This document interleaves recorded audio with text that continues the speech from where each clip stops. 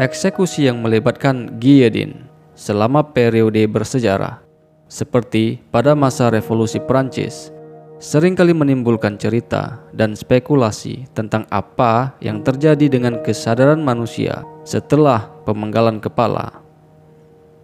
Apakah kesadaran manusia bertahan beberapa saat setelah kepala dipenggal? Apakah ada pengalaman atau perasaan yang terakhir kali dirasakan oleh para tahanan ketika kepala mereka terputus? Ini adalah misteri yang masih belum terpecahkan dan menciptakan refleksi filosofis tentang hakikat kehidupan manusia. Dalam video ini, kita akan melihat 3 insiden terkenal ini dan mencoba memahami bagaimana fenomena ini memengaruhi pandangan kita tentang batas antara kehidupan dan kematian, serta misteri yang tetap menyelubunginya. Henry Lange adalah seorang narapidana yang dieksekusi pada tahun 1905 di Perancis. Eksekusinya dilakukan dengan menggunakan guillotine, yaitu sebuah alat pemenggalan kepala yang digunakan dalam hukuman mati di Perancis pada saat itu. Eksekusi ini menjadi terkenal karena menjadi subjek eksperimen oleh Dr. Gabriel Bouret, seorang ahli fisiologi ternama di Perancis. Ia melakukan eksperimen ini dengan tujuan untuk memahami apakah ada tanda-tanda kesadaran yang tersisa dalam beberapa detik pertama setelah kepala narapidana dipenggal. Di hari eksekusi, setelah kepala Henry Lange terputus, Dr. Bouret segera memanggil nama Lange berulang-ulang dengan keras. Dalam laporan eksperimennya, Dr. Bouret mencatat bahwa mata Henry Lange yang terputus tampaknya merespon panggilan ini.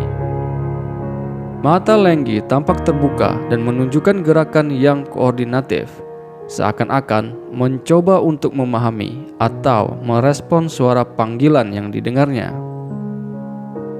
Selama sekitar 25 hingga 30 detik setelah pemenggalan kepala, mata Henry Lange terus menunjukkan gerakan dan ekspresi yang mengejutkan.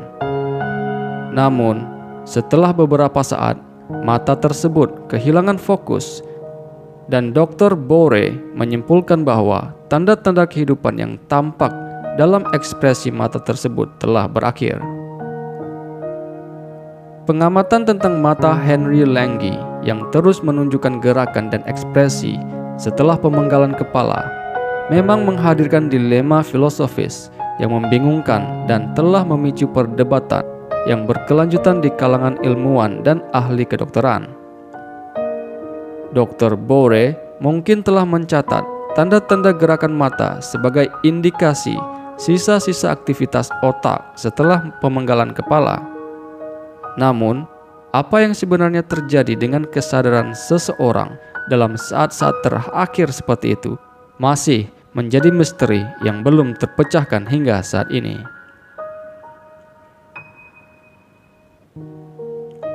Charlotte Corday adalah seorang tokoh yang mencuat selama periode Revolusi Prancis yang penuh gejolak. Ia dikenal karena tindakan beraninya dalam membunuh Jean-Paul Marat, yaitu seorang jurnalis dan politikus radikal terkemuka pada masa Revolusi Prancis. Pada Juli 1793, Corday yang mendukung faksi Girondin yang moderat percaya bahwa dengan menghilangkan Marat, ia bisa mengakhiri kekerasan dan Reign of Terror yang menghantui Perancis selama bertahun-tahun. Namun, setelah melukai Marat dengan sebilah pisau yang menyebabkannya tewas, Corday ditangkap, diadili dengan cepat dan dihukum mati oleh guillotine pada tanggal 17 Juli 1793. Setelah Charlotte Corday dieksekusi, kepalanya terputus dan jatuh ke dalam keranjang. Namun, sesaat setelah kepala Corday jatuh ke dalam keranjang, sesuatu yang sangat tidak terduga terjadi. mata Corday mulai bergerak terbuka dan tertutup dengan lambat, seolah-olah mencoba berkomunikasi untuk memahami apa yang baru saja terjadi. Kerumunan orang-orang yang menonton eksekusi ini tercengang. Beberapa orang menganggap ini sebagai tanda keajaiban, sementara yang lain merasa ketakutan. Dr. Guillotine sendiri yang menciptakan guillotine dan hadir pada eksekusi tersebut terkejut dan bingung. Ia mencoba berbicara dengan kepala Corday, meskipun tidak ada kata-kata yang keluar dari kepala tersebut. Selama beberapa saat, kepala Corday terlihat mencari-cari sesuatu. Namun, akhirnya mata Corday melambat dan berhenti bergerak. Kejadian ini menjadi legenda dalam sejarah Revolusi Perancis, menciptakan cerita yang mengguncang emosi dan membuka banyak spekulasi tentang apa yang sesungguhnya terjadi di saat-saat terakhir Charlotte Corday.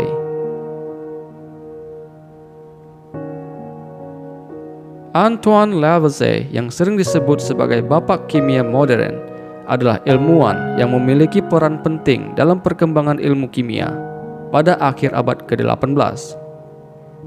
Sayangnya, selama Revolusi Perancis, nasib tragis menimpanya. Ia dituduh melakukan penipuan pajak dan tuduhan lainnya yang berujung pada penangkapannya, pengadilannya yang cepat, dan eksekusi mati dengan guillotine pada tanggal 8 Mei 1794. Peristiwa yang terkenal terkait dengan Antoine Lavoisier adalah cerita tentang gerakan mata yang terjadi setelah eksekusinya. Cerita ini berasal dari memoir yang ditulis oleh seorang pria bernama Casimir Chevalier yang menyaksikan eksekusi Lavoisier selama masa Revolusi Prancis dan mendokumentasikan peristiwa tersebut dalam memoirnya. Di dalam memoir tersebut, Chevalier menyatakan bahwa setelah kepala Lavoisier dipenggal oleh guillotine, ia melihat kelopak mata Lavoisier berkedip-kedip. Kemudian, setelah beberapa saat, kepala Lavoisier mungkin mencoba berbicara atau mengeluarkan suara, meskipun sangat lemah. Namun, karena suasana kekacauan dan kebingungan yang melanda eksekusi tersebut, tidak ada yang benar-benar bisa mendengar atau memahami apa yang mungkin ingin disampaikan oleh Lavoisier. Meskipun catatan memoir yang ditulis oleh Chevalier ini sangat menarik, kita perlu juga memahami konteks sejarah yang kompleks tentang eksekusi mati pada masa itu. Peristiwa eksekusi selama Revolusi Perancis terjadi dalam suasana yang penuh emosi dan kekacauan. Oleh karena itu, observasi yang dilakukan oleh saksi mata ini mungkin tidak selalu sepenuhnya akurat. Selain itu, fenomena gerakan setelah eksekusi adalah respon fisiologis yang terjadi secara otomatis dalam tubuh manusia setelah pemenggalan. Dan hal ini telah terjadi dalam kasus-kasus lainnya. Kisah-kisah tentang gerakan mata dan reaksi pasca eksekusi yang dialami oleh Henry Lange, Charlotte Corday, dan Antoine Lavoisier adalah peninggalan sejarah yang mengejutkan dan membingungkan. Meskipun banyak spekulasi dan pengamatan yang dicatat, tidak ada kesimpulan pasti tentang apa yang sebenarnya terjadi pada saat-saat terakhir mereka. Apakah tanda-tanda kesadaran benar-benar masih ada setelah kepala dipenggal? Atau apakah ini hanya respons fisiologis tubuh? Tetap menjadi pertanyaan yang tidak terjawab.